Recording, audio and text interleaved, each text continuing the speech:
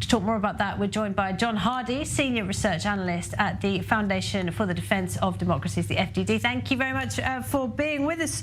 First of all, do we have an idea of just how many Wagner fighters are operating in the Middle East, in Libya and Syria and elsewhere right now? Well, I think it's changed throughout the course of the war. Best guess, thousands. I think they've probably drawn down their presence in Africa and elsewhere over the course of the war as Moscow has pressured the group to plus up its role in Ukraine.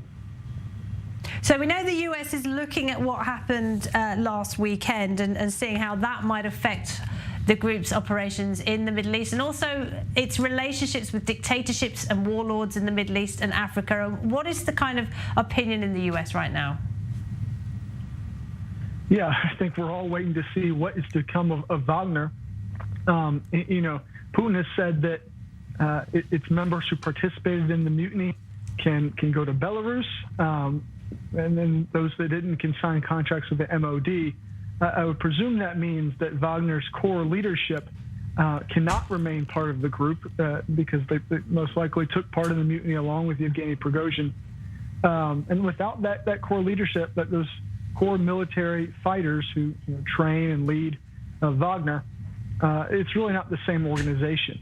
So I'm just looking to see what that means for Wagner's role around the world and whether African countries will still have faith in Wagner, whether it can continue to deliver on contracts, and whether they even want or whether they're even comfortable with its presence in their countries, knowing that it just tried to launch a mutiny in Russia. And how does this affect US military strategy in the Middle East? How will the US adapt to this? I think Washington is hoping that Wagner's going to fall off, which will really remove a major headache, especially in Africa. Wagner's rise on the continent has rang a lot of alarm bells in Washington and elsewhere in the West. And for Wagner to sort of take itself out of the game, for Russia to take Wagner out of the game on its own, would just be a huge blessing for Washington as well as Africa, where Wagner is a very destabilizing force.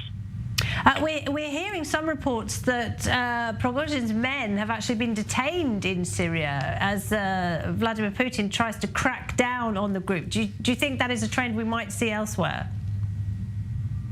Well, I'm just sort of waiting to see until we get confirmation. There's been a lot of reports about what Wagner folks are doing in Belarus, elsewhere that hasn't been substantiated. So I guess I would just urge caution.